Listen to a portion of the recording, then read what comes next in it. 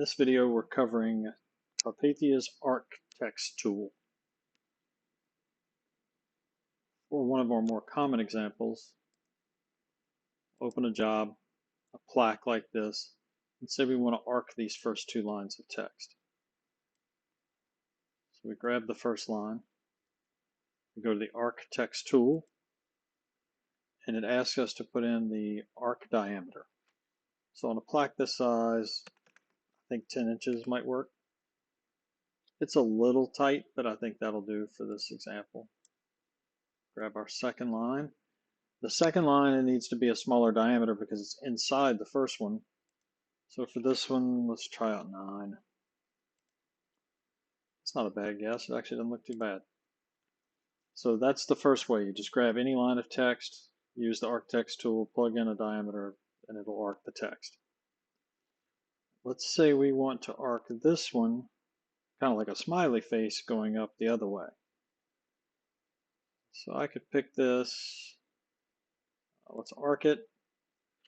Let's say 9 inches, like the smaller one that we had before. So we have a frowny face right now. So I'll go in and I'll select this to 180 degrees. I'll do this one step at a time so you can see what we're doing. So 180 degrees, it puts it at the bottom of that. But we want to flip it around so we can read it. So we would invert it.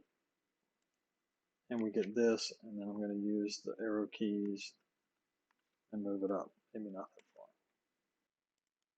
Or something like that. Another way of working with arcing, I'm going to demonstrate here.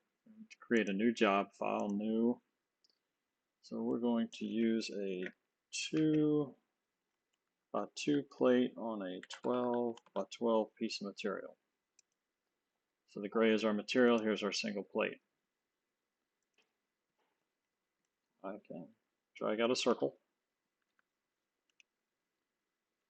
then create some text.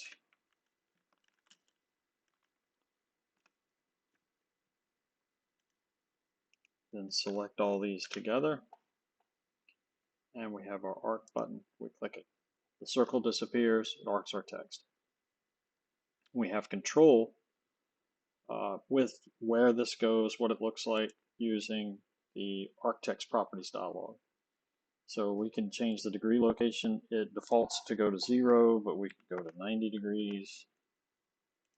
We could do 180. And then I'm taking this one piece at a time. Then we can invert that so that it's facing up. So a number of things that we can do there. Let's undo all this. You can also use text merge with this, which will show when we have multiple lines. So add another line, 2.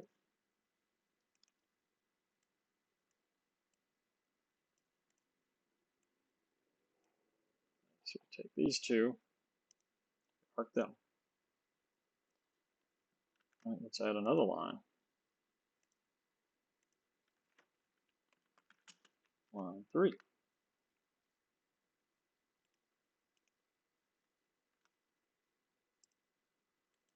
So we continue to add these.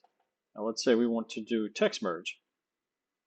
We would select our arced object, and then we would select here where it says select for text merge, which ones of these we want to do a text merge with. This is different from the item properties that are down here that we would select one of these to say maybe invert it or go in to change the point size or the font type. That kind of thing would be done through the properties. These up here are just to use for text merge. So we'll select all these, say OK. Then we need to go get some data to merge in. All right, I've got some data here. I've got 3 fields. We can use these 3. So we'll grab all these. And this could be, again, just like any other text merge. It doesn't have to be from a spreadsheet like this. It can be from an email, anything else. Now we do a text merge. Populates all these. If we were setting this up, let's Let's do an example. Here, we'll make this circle bigger. And this, there could be any number of uses for this that we would have a washer shaped. So we're going to make a new circle. Center it to plate, center this one to plate. So say these two circles are, and do a control select. These two circles are a washer shape that we have to work with. I can take these two just so that we can keep up with which ones are which. I'm going to make the outline color on this blue.